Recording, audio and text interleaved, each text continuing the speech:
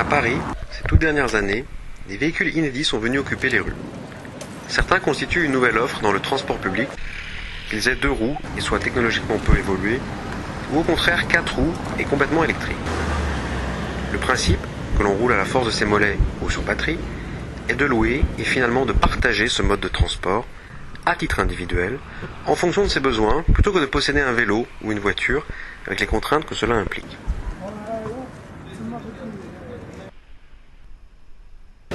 D'autres véhicules sont des initiatives de constructeurs qui, chacun dans son domaine, que ce soit le motocycle ou la voiture, présentent des innovations qui bousculent l'ordre établi.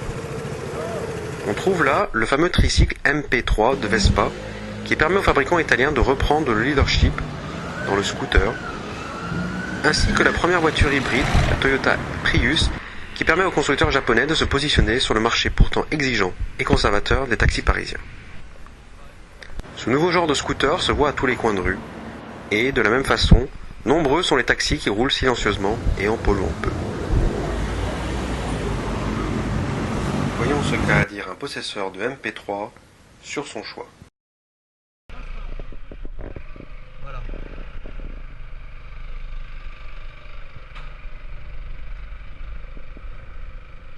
À sa sortie, déjà, vous êtes dit quoi en voyant ce truc à 3 roues? C'est vachement intéressant et si je peux, j'en prends un. Déjà, d'emblée. Ouais, parce que c'est, ne serait-ce que pour la tenue de route, le fait d'avoir 2 roues à l'avant, c'est quand même vachement rassurant. Ouais. D'accord. Peut-être pas dit, je vais perdre en maniabilité, en... Non, ça je m'en fiche ça. Je m'en fiche parce que perdre sur la maniabilité, c'est pas très pratique quand on doit monter sur un trottoir ou vraiment se faufiler entre les voitures. C'est pas l'utilisation que j'en ai, donc c'est pas très grave. C'est vraiment pour éviter les embouteillages, donc on passe entre les 2 files de voitures comme en moto. L'esthétique, je m'en fiche. C'est vraiment le côté fonctionnel, moi, et confort qui m'intéresse.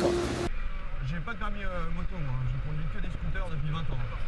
Voilà, du 50 cm3 au 80, 125. C'est un 400 cm3. S'il fallait lui donner un nom à ce véhicule, on peut pas dire que c'est un 2 roues, il y en a 3. On va pas dire que c'est une voiture non plus. Est-ce que tricycle c'est le mot? Est-ce que vous trouveriez quel serait votre propre mot? J'appelle ça scooter. Un scooter, d'accord. On reste quand même dans un scooter. Ouais. Oui, parce qu'on a globalement le même comportement qu'un scooter. Alors en termes de tenue de route et de maniabilité, ça change complètement parce qu'on sent qu'on est avec les 2 roues, comme je disais tout à l'heure, c'est beaucoup plus imposant en volume et donc c'est beaucoup moins maniable, moins souple. C'est pas une bicyclette, enfin c'est même pas un vélo. Mais sinon ça reste un scooter.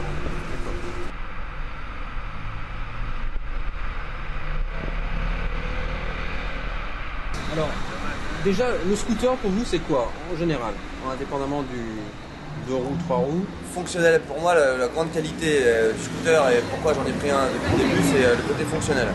C'est-à-dire que quelles que soient les intempéries ou les embouteillages, on sait qu'on mettra à peu de choses près le même temps pour aller d'un point à un autre. D'accord.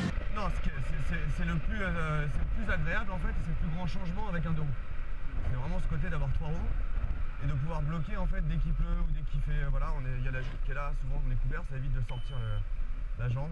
Donc ça c'est un confort. Le grand intérêt c'est ça. Tu t'arrêtes et tu bloques les roues. C'est certainement plus confortable. C'est-à-dire que bon là on est 2, c'est pas ce qu'il y a de plus confortable, mais quand on est seul, la selle est très large, parce que c'est quand même une machine qui est très large. Donc on est bien assis sur la selle. On a les pieds, après il faut avoir l'habitude, à la différence de d'autres scooters, c'est d'avoir les pieds, vous savez, en équerre comme ça. Parce que sur la plupart des scooters on a les pieds un peu allongés. Personnellement j'aime bien ce genre de position. Et surtout du fait qu'il soit lourd et gros à l'avant, c'est plus imposant, donc c'est plus fluide, plus souple en tout cas. Vous voyez ?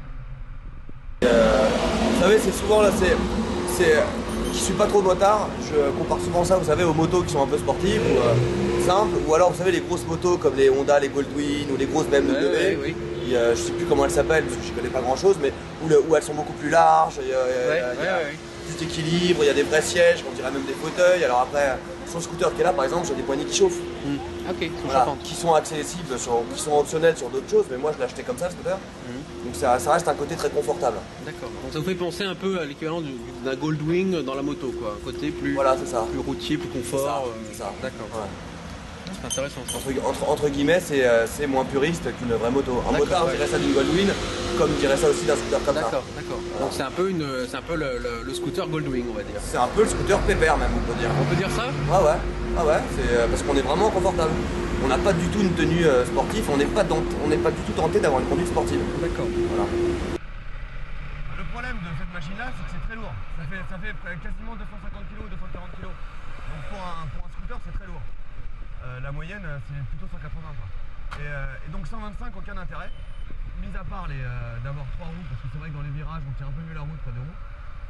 Et du fait qu'on ne met pas les pieds par terre à l'arrêt.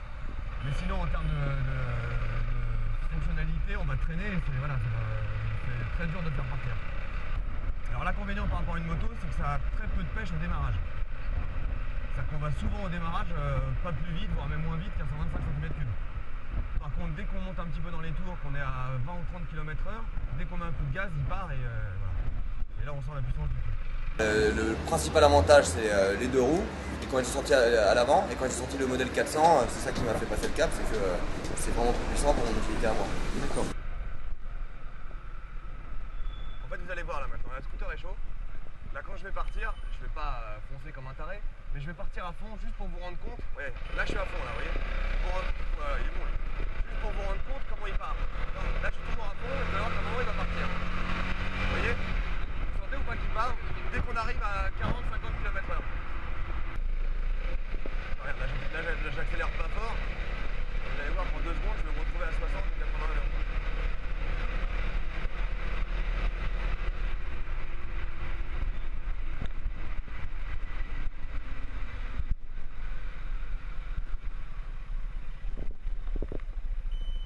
Ma femme, à l'époque où je l'ai eu, a été satisfaite parce qu'elle avait un ressenti plus sécure.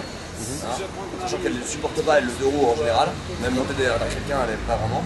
Et là, elle monte, elle montait. Voilà, elle est montée quelques fois, voilà, et donc elle était plus sécurisée. Et du fait aussi d'avoir un moteur plus puissant, vu que je prenais beaucoup d'autoroutes, c'était plus sécurisant. Donc, histoire de reprise pour pouvoir ne pas se laisser passer par une voiture un peu trop rapidement. Les 2 roues à l'avant, c'est certainement une sécurité. C'est-à-dire que c'est moins une conduite motard parce qu'on se penche moins, on joue moins avec le corps et la moto.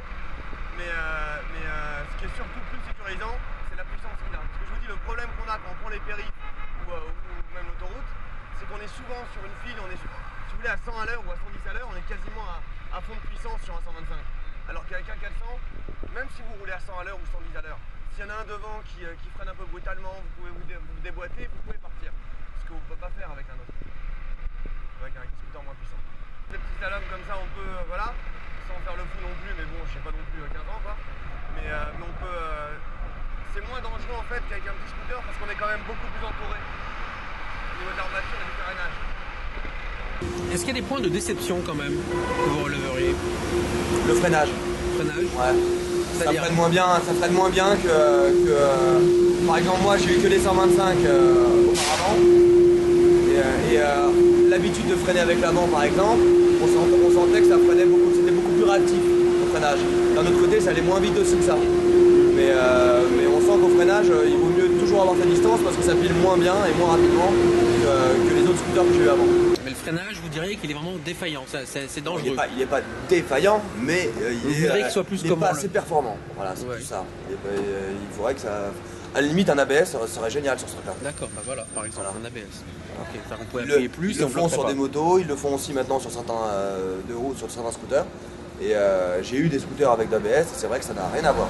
D'accord. Voilà. On sent vraiment que, même s'il n'y avait que 2 roues et qu'une seule roue à l'avant, on sent vraiment qu'avec l'ABS, même quand il pleuvait ou même quand ça glissait un petit peu, on est moins déséquilibré, on a moins peur que la roue avant se bloque et qu'on glisse. D'accord, voilà. okay. Donc là, on n'a pas tellement peur de glisser parce qu'avec les 2 roues, de toute manière, c'est très rare de se coucher.